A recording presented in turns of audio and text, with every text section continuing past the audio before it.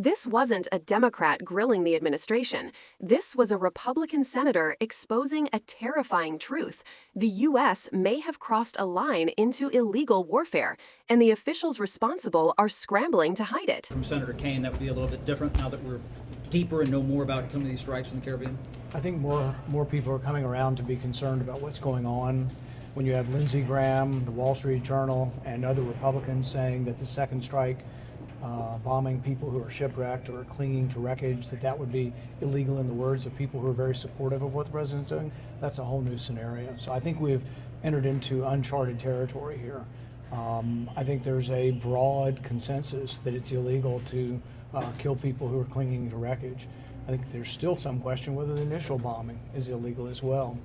I think that you can't really just say, well, we're at war, we're not declaring war, and Congress is not going to be allowed to vote on this, but because we're at war, we say these people are combatants, we can do whatever we want, including killing them the first time, or if they're still floating around after we try to kill them once, killing them again. I think even the administration knows they made a big mistake here, because a couple of months later, what did they do? Then they rescued people. But even that leads to more questions. The people they rescued, they didn't prosecute. They didn't say, well, we scooped up 2 people, we scooped up their guns and their weapons and the drugs that were floating on the boat. No mention of any kind of drugs or anything, no evidence, no interrogation. Normally, you'd interrogate people all the way up the line. We just got a letter back from the Coast Guard today. Their overall statistics are that 25% of boats that are boarded don't have drugs on them.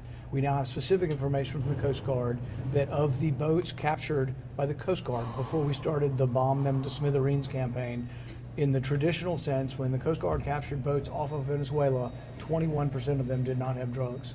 So the idea that we're just blowing up boats where historically the rate is 21% of them are not even smugglers is outrageous. Hopefully this is going to unify the American people to stand up and say killing people willy-nilly is against the law. But Senator, Killing what do you make of bears responsibility? Is it Secretary Hegseth? Have you seen any evidence that there were survivors on these boats, on this particular boat? Have you seen any evidence that there were survivors? What intelligence have you seen? I've been offered no briefings, and I think that's purposeful because I've been skeptical of this. So no briefings have been offered to me.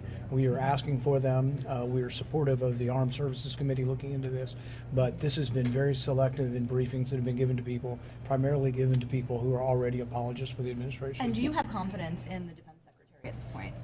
I'm very, very concerned about an order that would say kill them all, kill them, after they've already been wounded, after they're drifting apart. But for some people, this is distinctly different, the second strike. I think both strikes are actually illegal. I don't think you can just name people and say, well, they've got drugs, well, where's the proof? That's an allegation, and these people are 2,000 miles away.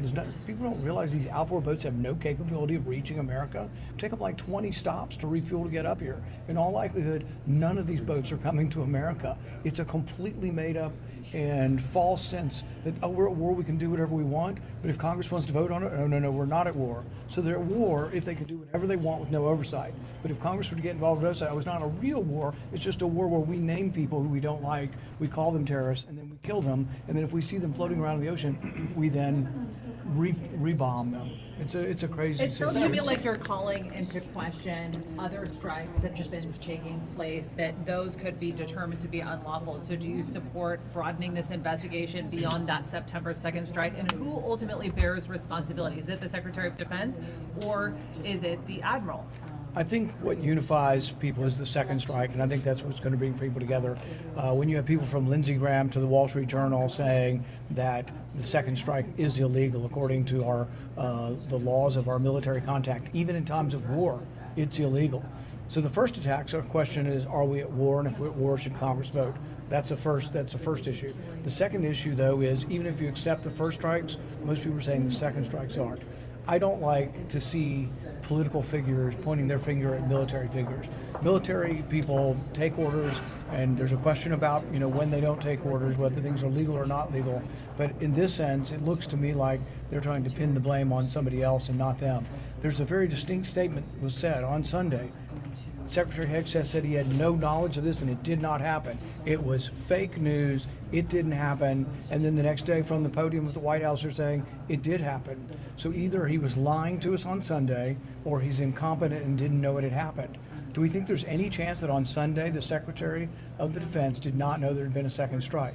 So as a country, we're just going to let people lie to us to our face. We're going to let them kill people who they call enemies anytime in the world. We're going to let them, like when someone is stranded and holding on to the scraps of a boat, put a second bomb on them. I think it's outrageous and should be universally condemned. What Senator Rand Paul does in this hearing is something we rarely see anymore.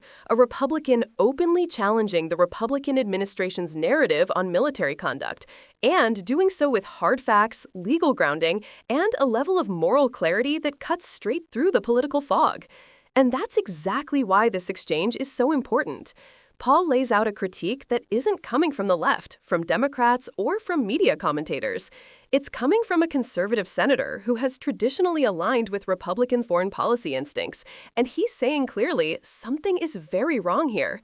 He challenges the second Caribbean boat strike, where survivors, people already injured, clinging to debris in the water, were allegedly bombed again. Under international law, and even under the Pentagon's own Law of War manual, shipwreck survivors are protected persons. That is not a gray area. That is not subjective. That is not something you spin. It's a bright, flashing red line. And Paul knows it because he cites the law directly. Then he points out the pattern of misinformation. The Secretary of Defense saying on Sunday that the second strike never happened, only for the White House the next day to admit that it did happen. That creates only two possibilities, and neither is comforting. Either the Secretary of Defense lied on national television, or he's completely unaware of operations being carried out under his own name. Paul correctly frames this as a crisis of credibility and a crisis of accountability. But what makes Paul's argument especially devastating is that he doesn't stop at the second strike. He digs deeper. He examines the first strike as well, questioning its legality, questioning the evidence that these boats were carrying drugs, and questioning whether the administration has any proof at all. Because the truth is, as Paul reveals, nearly a quarter of all boats intercepted in the region historically have no drugs on them. That means blowing up boats without confirmation isn't targeted precision. It's reckless violence with a statistically significant chance of killing innocent people. And here's where the commentary becomes bigger than the hearing. Paul highlights a fundamental contradiction in the administration's logic. When asked whether the U.S. is at war, they say no, because Congress hasn't voted. But when asked why they carried out these strikes, they say because we're at war. They want the benefits of war powers without the accountability of war authorization. That's not national security. That's executive overreach.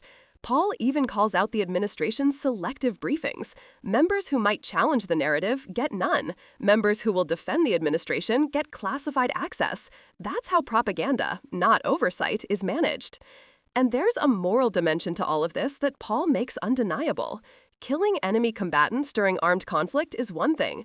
Killing wounded survivors floating in open water, people who pose no immediate threat, who may not even be combatants at all, crosses into the territory of war crimes. And when top officials deny, deflect, or try to pin the blame on military officers beneath them, they create a culture of impunity that corrodes the very principles America claims to stand for. What this hearing exposes is not just one bad decision. It exposes a system where transparency is optional, accountability is avoided, and human life is devalued in the name of toughness. Rand Paul is telling the country, if we don't confront this now, we normalize it forever. And that is the most dangerous outcome of all.